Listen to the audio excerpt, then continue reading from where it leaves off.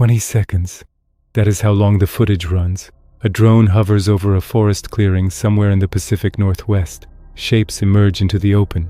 The shoulders are too broad. The torso tapers wrong.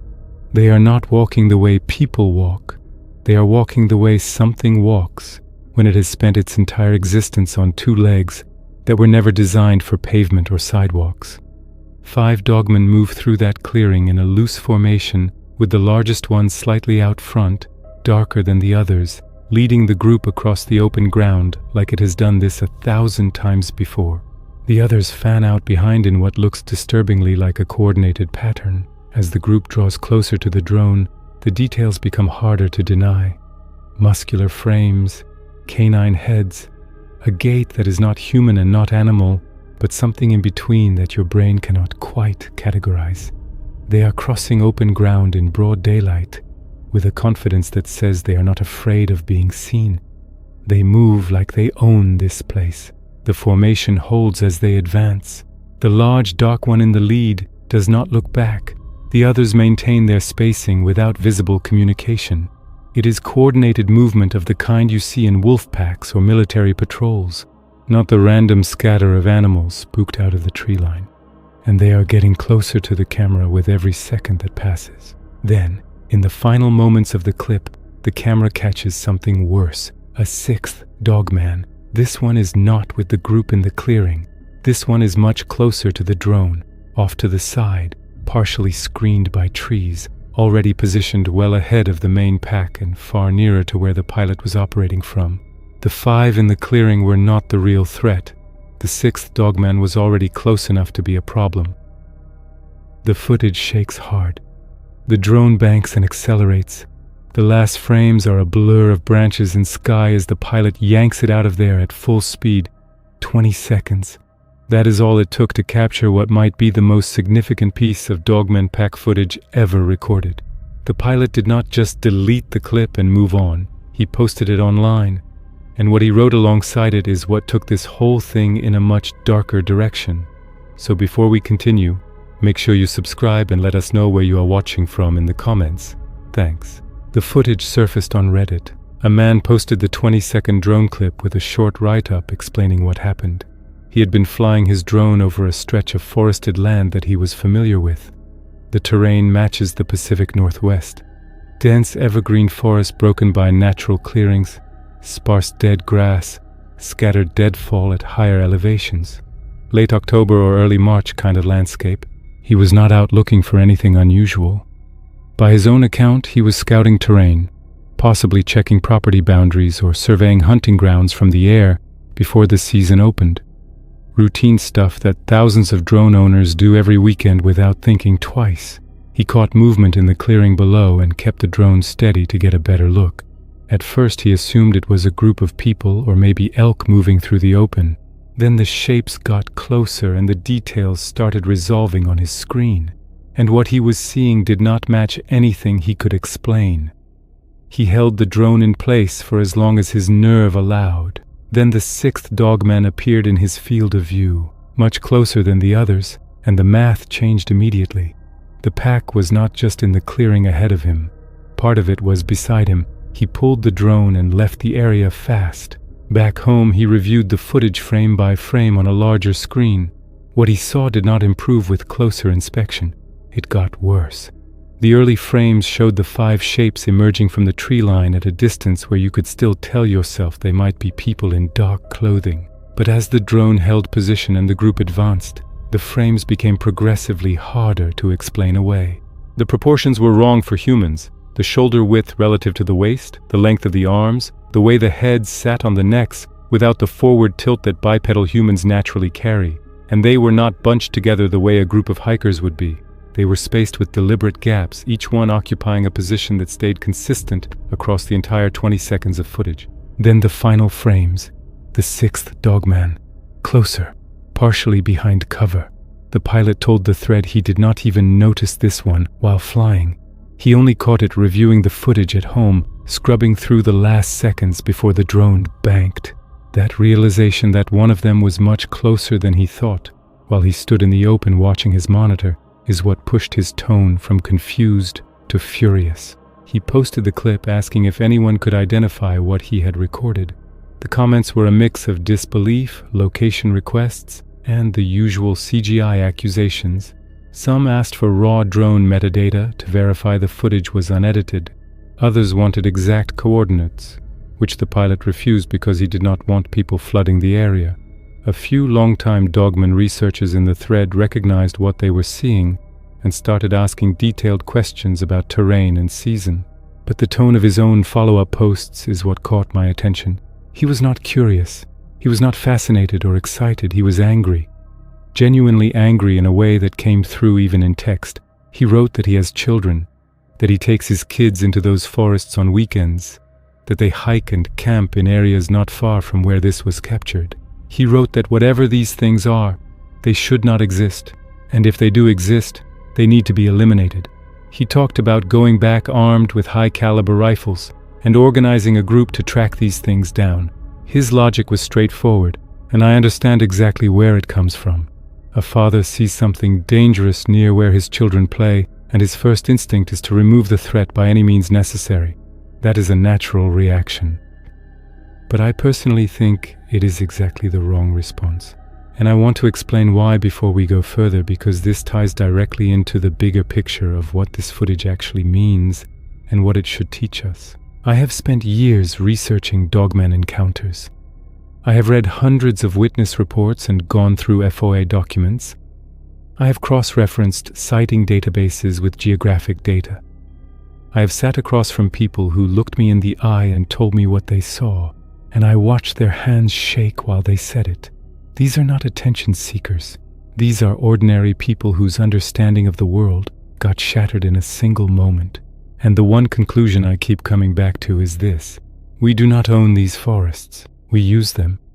We hike through them on weekends and build cabins on the edges and set up trail cameras. But the forests were there before us, and so were the things that live in them. A lot of you in the comments have heard me say this before, and I'm going to keep saying it because I think it is the most important thing anyone in this field can understand. If DOGMAN are real, and I personally think the evidence is becoming very hard to dismiss, then they have been in these territories for potentially thousands of years, long before anyone drew a property line or blazed a hiking trail. Are they dangerous? Without question. Everything about their size, speed, intelligence, and now their pack behavior says these are apex predators we should take extremely seriously. I am not saying ignore the danger. I am saying understand what it means.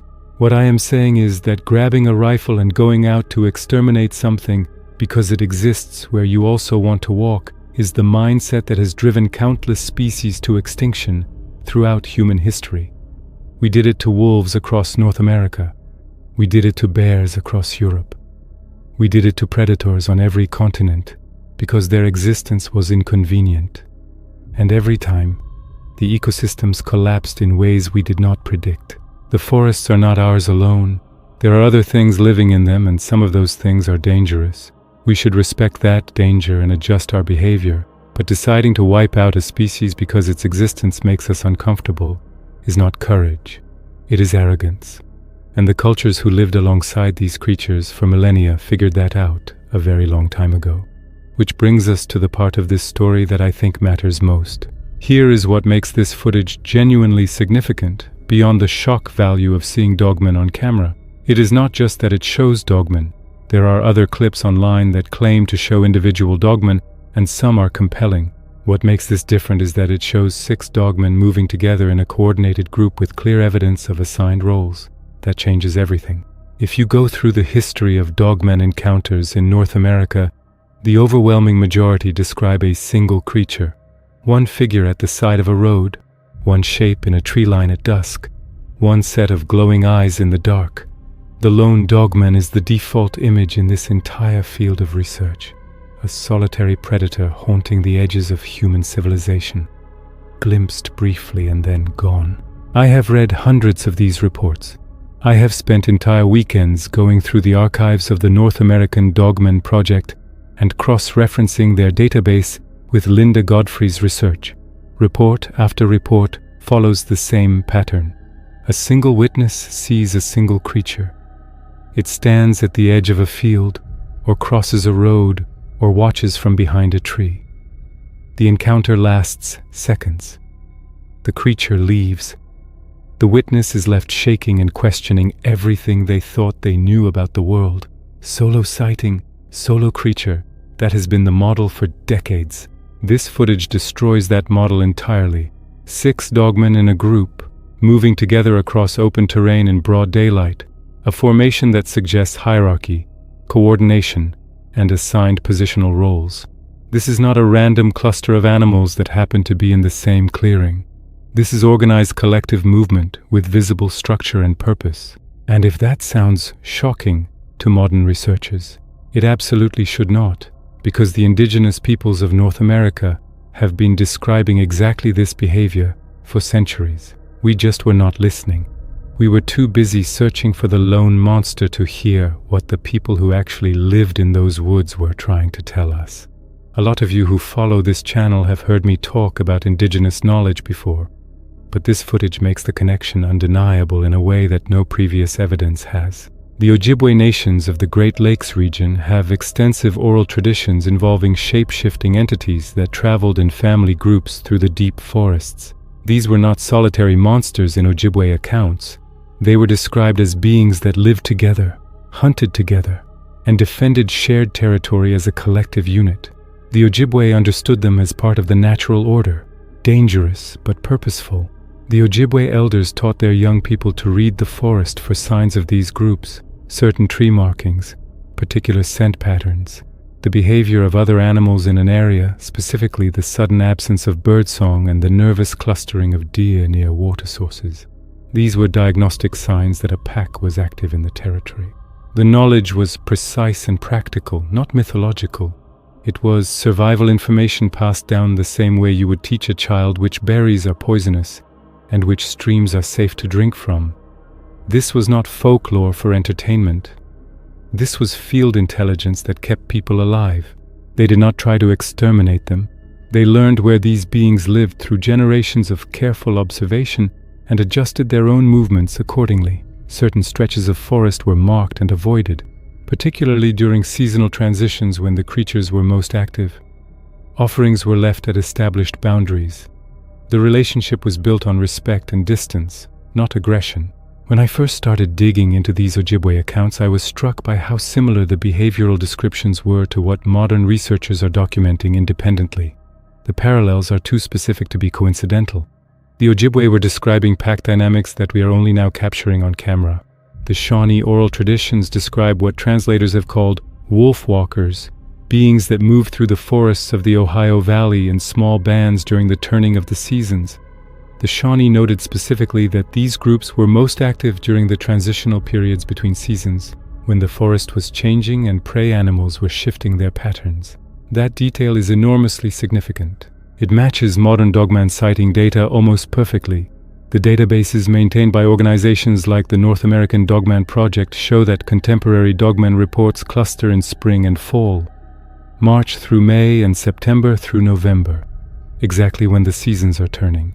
The Shawnee noticed this pattern and encoded it into their traditions hundreds of years before anyone compiled sighting data on a computer. They were doing field research before the concept existed. Navajo traditions around the Skinwalker describe entities that operate in clan structures, not lone cursed individuals, which is the Hollywood version, but organized groups with territory, hierarchy, and coordinated behavior. The Navajo approach was one of deep caution and absolute respect for boundaries. You didn't hunt a Skinwalker. You did not enter their territory. You recognized the boundaries and stayed on your side. If you encountered one, you left immediately and quietly. The Navajo did not treat these creatures as problems to be solved with weapons. They treated them as a force of nature to be respected the same way you respect a river in flood or lightning on a ridgeline. There was no shame in avoidance. There was wisdom in it. Cherokee accounts describe what they called waya, wolf spirits that held territory in groups and defended it collectively. The Cherokee word waya connects to their broader understanding of the wolf as a being of intelligence and social order. In their tradition, these were not mindless beasts. They were organized, territorial, and capable of coordinated action against threats. The Cherokee observed that Waya groups maintained territorial boundaries that remained stable across generations. This suggests long-term social memory and knowledge being passed from older members to younger ones. When those boundaries were respected, encounters were rare and uneventful. When they were crossed, the response came not from a single creature, but from the group acting together. Do you see the pattern? I personally think this is one of the most important connections I have ever drawn on this channel. Every major indigenous culture in North America with deep forest traditions describes these beings the same way. Not as lone monsters, as social creatures with territory, hierarchy, roles, and collective intelligence. We reduce DOGMAN to a solitary boogeyman. The original accounts were always about packs. And it is not just North America. This is where the research took me somewhere I did not expect. Every culture on Earth with deep forest traditions and centuries of contact with wolf-like beings describes the same behavioral pattern. Cultures separated by oceans and thousands of years of independent development all recorded the same observations. In France, the loup-garou is presented today as a single, cursed individual. That is the storybook version. But the older accounts from rural France, from the 17th and 18th centuries, describe groups of wolf beings moving through forests at night. Not one loup-garou, but multiple, traveling together along ridgelines during autumn and winter. These accounts were recorded by parish priests and local officials, documenting genuine threats. The beast of Gévaudan is the strongest example. Between 1764 and 1767, something terrorized the Gévaudan region. Over 100 people were attacked. The official story blames a single large wolf, but witness accounts describe attacks happening miles apart on the same day. A single animal could not have covered that distance. The pattern showed coordinated movement, with victims found in terrain that favored the attacker. What makes the Gévaudan case even more relevant is the victim selection pattern. The attacks overwhelmingly targeted isolated individuals, people walking alone between villages, children tending livestock in outlying fields, women gathering firewood at the edges of the forest. Groups were rarely attacked. This is classic pack predator behavior. You do not engage a group when you have the option of isolating a single target. The creature or creatures of Gévaudan were selecting for vulnerability in a way that strongly suggests coordinated intelligence rather than random animal aggression.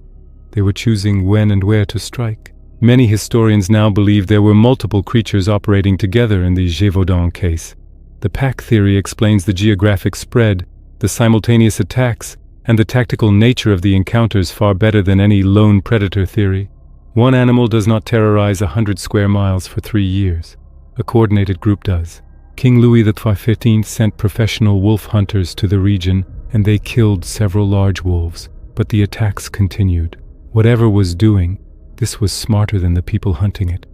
The hunters were looking for one beast. They never considered they might be dealing with a pack. Norse tradition gives us the Ulfhednar, usually described as human wolf warriors in battle frenzy. That is the medieval Christian interpretation, but the older pre-Christian oral traditions from Scandinavia describe encounters in deep forests with actual wolf beings that moved in organized groups. Not men in pelts, beings. The sagas describe them moving through the forest in silence, appearing at the edges of firelight and then vanishing before anyone could react. The wild hunt mythology found across all Germanic and Scandinavian cultures describes a host of wolf creatures sweeping through forests in coordinated formation. Scholars have called it metaphor for storms or cultural memory of raids. But what if the wild hunt was not allegory at all? What if it was an oral tradition preserving real encounters with coordinated dogman pack behavior? The descriptions match precisely. A group of powerful wolf-like beings moving through wilderness together with speed and organization no single creature could achieve. What I find most compelling about the Norse accounts is the emotional response they describe. The sagas say that when the wild hunt passed through an area, every animal in the forest went silent. Dogs would not bark. Horses refused to move. The people who witnessed it did not describe anger or excitement. They described a deep, primal dread that locked them in place. That description matches modern dogman encounter reports almost word for word. The involuntary paralysis, the silence of the surrounding environment, the sense of being in the presence of something ancient that operates on a completely different level than anything you have encountered before. Separated by 1,000 years, The witnesses describe the same experience. In Japan, the Okami traditions describe wolf spirits that controlled mountain territories in organized groups. Villages maintained shrines not as religious sites in the way we usually think about worship, but as practical boundary markers. The wolves held the mountains, humans held the valleys. The shrines marked the line between. What is fascinating about the Japanese approach is how pragmatic it was. No attempt to romanticize or demonize the Okami. They were powerful territorial neighbors whose boundaries you respected because the consequences of crossing them were immediate and severe. In China, the Langren folklore consistently describes wolf people living in remote mountain regions in clan groups with territorial boundaries and collective behavior. Chinese accounts from the Tang dynasty onward describe mountain travelers encountering groups of wolf beings that watched them from ridgelines and allowed passage only along specific routes. Deviation from those routes was met with coordinated intimidation, multiple wolf beings appearing simultaneously to turn travelers back. Korean traditions speak of wolf spirits guarding sacred mountain passes in packs along ancient routes that human communities learned to avoid through hard experience. The Korean accounts are especially interesting because they describe the same packs occupying the same passes for centuries. Travelers separated by hundreds of years described encountering wolf beings in identical locations with identical behavioral patterns. That suggests not just social structure, but cultural continuity across generations within the packs themselves. Every one of these traditions developed independently. None borrowed from each other. The Ojibwe and the Norse had zero contact. The Cherokee and the Chinese developed their accounts on opposite sides of the planet. The Shawnee and rural French villagers of the 1700s shared nothing culturally, linguistically, or geographically. Yet every single one described the same thing: packs, coordination, territory, intelligence. Social structure passed across generations. I spent weeks pulling these threads together from academic sources, translated oral histories, and ethnographic records across 4 continents. The consistency is staggering, and it is not coincidence. When one isolated culture describes pack-hunting wolf beings in the forest, you can call it mythology. When dozens of cultures across thousands of miles and thousands of years all describe the same phenomenon independently of each other, that is not mythology. That is convergent observation. That is people recording what they actually encountered. I personally think we have been looking at this completely wrong for decades. Modern DOGMAN research focuses on the solo sighting. One creature, one witness, one moment. The indigenous traditions were telling us something different all along. They traveled together, and now we have it on camera. Now let us go back to the footage one more time with all of this context, because the behavioral details become genuinely alarming when viewed through the framework of pack dynamics. The formation first. The large dark dogman on the left leads slightly ahead, visibly broader, heavier stride, more deliberate movement. The other 5 orient their positions relative to that lead animal. This mirrors wolf pack travel formation exactly. The dominant animal sets pace and direction. Subordinates spread behind, maintaining spacing for independent reaction while preserving group cohesion. But there is a critical detail in the spacing that goes beyond simple wolf behavior. The dogmen in this footage are not walking in a tight cluster. They are spread across a wide front with gaps between them that are consistent and maintained throughout the clip. That spacing serves a specific purpose. It maximizes their collective field of awareness. Each individual can see and hear things that the others cannot because they are each occupying a slightly different position in the landscape. Together, the 6 of them cover a sensory field vastly larger than any single creature could manage alone. It is the same principle behind a military skirmish line. Maximum coverage through deliberate dispersal. But wolves travel on all 4s. These dogmen are fully upright. A 7 to 8 foot tall bipedal predator can see over brush and deadfall that would block any quadruped's line of sight. They can survey terrain while moving through it. They can potentially signal each other visually across open ground, using posture or head position. The combination of wolf pack coordination and bipedal height advantage creates a predator profile with no known equivalent in any living species. I want to put this in perspective for people who have not thought about it in these terms. A pack of wolves is already one of the most effective predator units in nature. They can take down elk and bison through coordinated group tactics. Now imagine those same tactics employed by creatures that stand 7 to 8 feet tall, walk upright, have hands capable of gripping, and possess the intelligence to station scouts in concealed forward positions. That is what this footage is showing us. That is what moved through that clearing in broad daylight while a man stood nearby watching his drone monitor, without any idea what he was looking at until it was almost too late. Then the sixth dogman. This is the detail I cannot stop thinking about, and the one that separates this footage from everything else. 5 are visible in the clearing, traveling as a group. The sixth is positioned separately, closer to the drone, partially concealed by the tree line.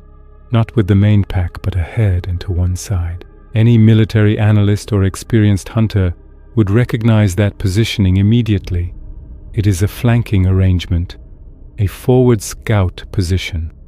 The main group moves through open terrain, visible, drawing attention. The sixth holds a different angle, closer to the potential threat, screened by natural cover. Whether this was directed at the drone or is simply how these packs traverse territory, the implication is the same. This is tactical coordination beyond anything we associate with animal behavior. Wolves do not station lone members in concealed forward positions while the main group travels in the open. What the sixth dogman was doing is closer to what a point man does in a military patrol. Covering an approach angle the main body is not on, watching what the main group cannot see. I want to talk about what this implies for their intelligence because I think people underestimate it. If one member of a group separates from the main body and takes a forward concealed position while the others move through open terrain, that requires several cognitive abilities we typically only attribute to humans. It requires the ability to anticipate where a threat might come from. It requires the ability to plan a response before the threat materializes. And it requires communication, because the other 5 need to know that the sixth is in position and operating separately. They need to trust that the sixth is covering their flank without needing to see it happen. That is not instinct. That is planning. That is shared understanding. That is a level of social intelligence that we have barely begun to acknowledge in our research into these creatures. Every sighting report I have ever read treats dogmen as if they are operating alone, making individual decisions based on individual assessments. This footage suggests they are operating as a team with shared tactical awareness and role assignments. The difference between those two things is enormous. As I covered in my previous video about the Dogman tribe encounter, there are witness accounts describing dogman in organized groups with apparent role structure. That video explored underground den-based social behavior. This footage may be the surface counterpart. A pack moving through territory with assigned positions and real-time tactical awareness. The moment the drone gets spotted in those final seconds is equally telling. The group does not scatter the way prey animals scatter when startled.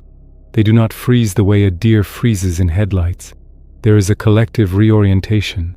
The group responds to the drone as a unit. That is communication happening in real time between 6 separate beings. Not panic, not confusion. Coordinated response. The pilot thought he was watching the pack from a safe distance.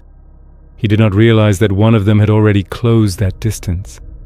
The sixth dogman was near him before he even knew it existed. While he was focused on the 5 in the clearing, the real danger was the one he almost did not see. Think about what that means for every solo hiker or hunter who has ever had a dogman sighting in the woods. You saw one. How many did you not see? This is where the conversation gets uncomfortable. I know that, but it needs to be said plainly. If dogman hunt in coordinated packs with flanking scouts and collective tactical awareness, the implications for missing persons cases in heavily forested regions become very difficult to ignore. Most reported dogman encounters involve a solo creature and a single witness at some distance. These are survivable because a lone predator operates within risk assessment limits. It evaluates whether engaging is worth the energy and the potential for injury. It calculates whether the target is vulnerable enough to justify action. Most solo dogman sightings end with the dogman leaving. It sees the human, makes a judgment, and moves on. That calculus is what keeps people alive in these encounters. Pack behavior eliminates that calculus entirely. A coordinated group of 6 dogman with flanking elements and collective response capability is not a scenario that produces a sighting report filed months later. It is a scenario that produces a disappearance. No body recovered, no gear found, no evidence left behind, just another name on a growing list that accumulates year after year in the forests where these sightings cluster most heavily. Think about what the footage shows us in tactical terms. A main group of 5 moving through open terrain drawing visual attention. A 6th positioned separately, closer to the observer, concealed. If you are a hiker and you spot a dogman ahead of you on a trail, your survival instinct kicks in and you freeze or back away. You are focused entirely on the one you can see. You have no idea that 2 more are behind you. You have no idea that another is to your left in the brush. By the time the trap closes, there is nowhere to go and no one to hear you. That is not speculation. That is what coordinated pack hunting looks like in every predator species that employs it. Lions do it on the savanna. Wolves do it in open terrain. Orcas do it in the ocean. The mechanics are always the same. Visible members hold the target's attention while concealed members close off escape routes. The only difference here is that the predators are bipedal, 7 to 8 feet tall, and apparently intelligent enough to operate this way not just during active hunts, but as a default movement pattern through their territory. Michigan, the northern forests and Upper Peninsula, epicenter of dogman research since Linda Godfrey began documenting encounters in the late 1980s, also home to persistent clusters of unexplained wilderness disappearances that do not fit the normal profiles of hiking accidents or exposure deaths. The numbers in certain counties are difficult to explain by conventional means. People vanish in areas with well-marked trails and moderate terrain. No bodies recovered, no gear found. Search dogs lose the scent abruptly as if the person simply ceased to exist at a specific point in the forest. The Appalachian Corridor from West Virginia through Kentucky and into the Smokies, one of the most active dogman reporting regions in the country, shows similar anomalies. Disappearance rates in certain sections exceed statistical baselines for comparable terrain, and the internal pattern within these disappearances is consistent. Solo hikers or small groups in remote sections, often during the same seasonal windows that the Shawnee identified centuries ago as peak activity periods. Spring and fall, the turning of the seasons. The Pacific Northwest, where this drone footage appears to have been captured, leads the nation in several categories of unexplained wilderness vanishings. The terrain is vast and the forests are dense enough to hide almost anything, but density of cover alone does not explain why certain specific areas produce disappearances at rates far above neighboring areas with identical terrain and vegetation. Something is different about those locations, something the official reports never address. What makes the geographic correlation even more difficult to dismiss is the clustering behavior within the data. These disappearances do not spread evenly across vast forest areas. They concentrate in specific zones, often within a few square miles, and those zones persist across decades. The same patches of forest keep producing unexplained vanishings generation after generation. That is not random chance. Random chance would distribute the disappearances more evenly.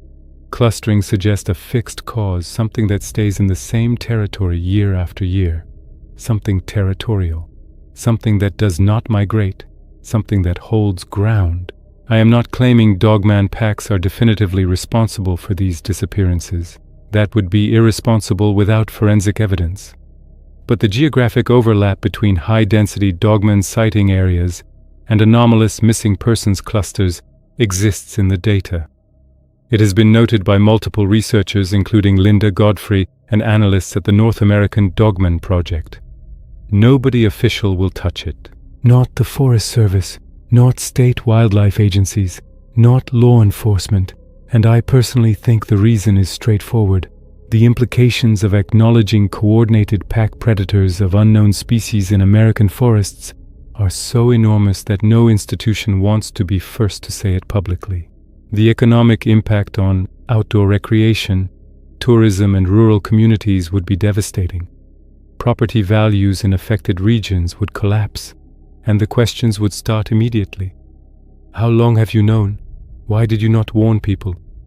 So the silence continues and the list of names grows longer. A lot of you have asked me in the comments of previous videos whether I think there is an active cover-up or just institutional indifference. I personally think it is both, depending on the level. At the local level, I think you have sheriffs and rangers who know something is wrong in their jurisdictions, but do not have the framework or the authority to address it.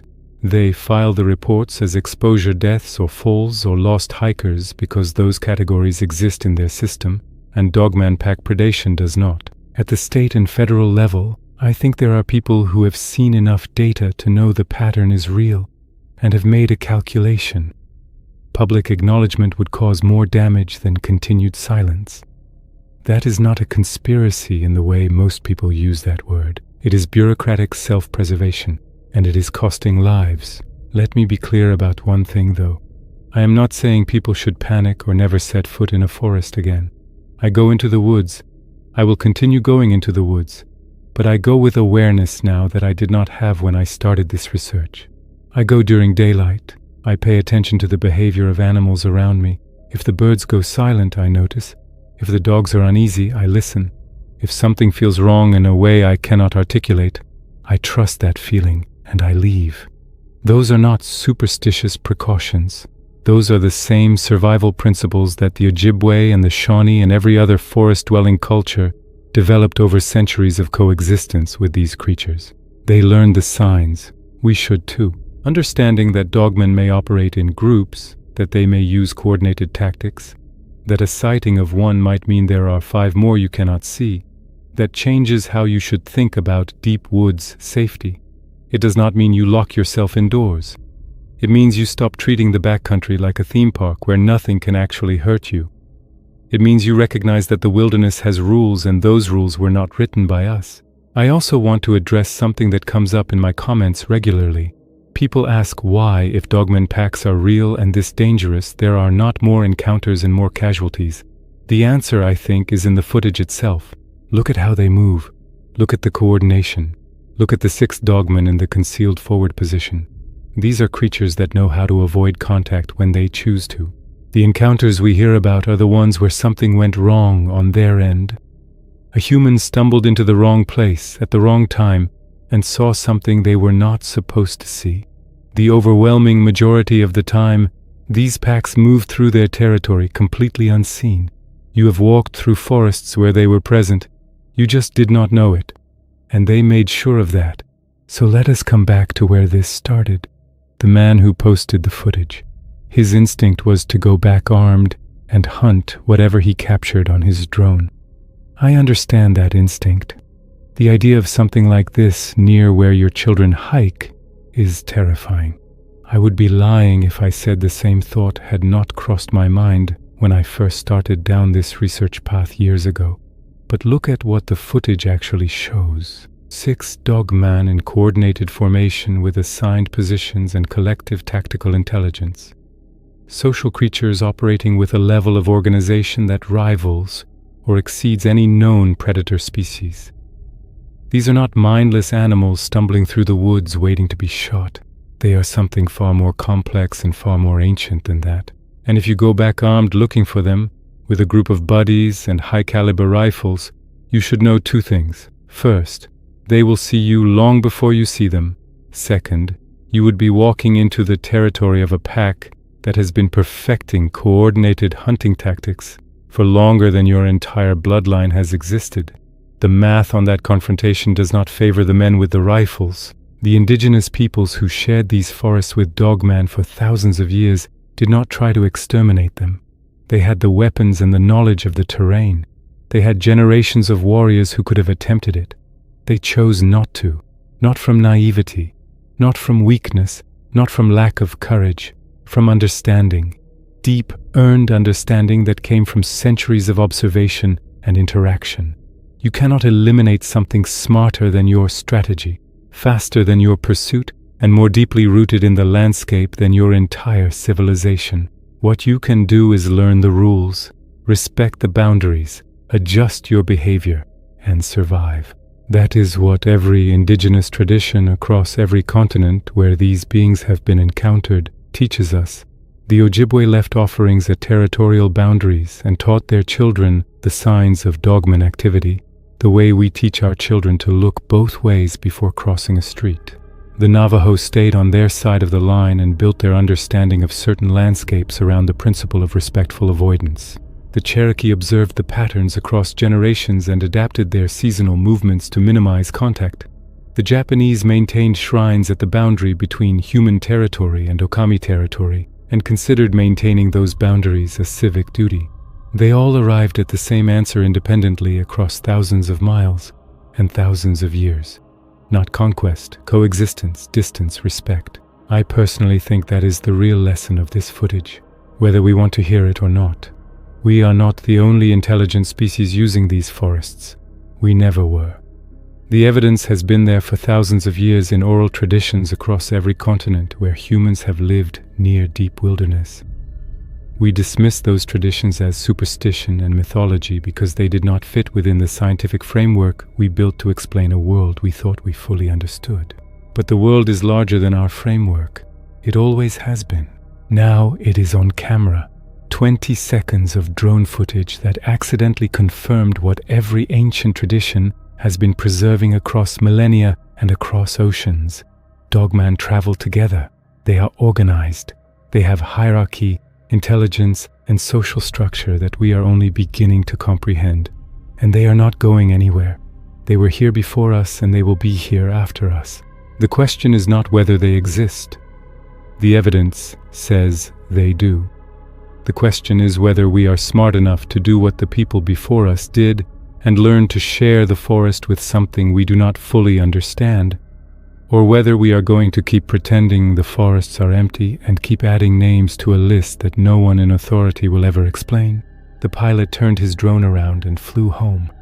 Smart move, because if that DOGMAN pack had decided to track the buzzing signal back to the operator, that drone would have made the return trip in about 20 seconds. The pilot would not have made it at all, and he never would have known that the sixth DOGMAN, the one closest to him, the one he almost did not see until it was nearly too late, had been watching him the entire time. If you want to hear more encounters like this, make sure you hit subscribe. I will see you in the next one.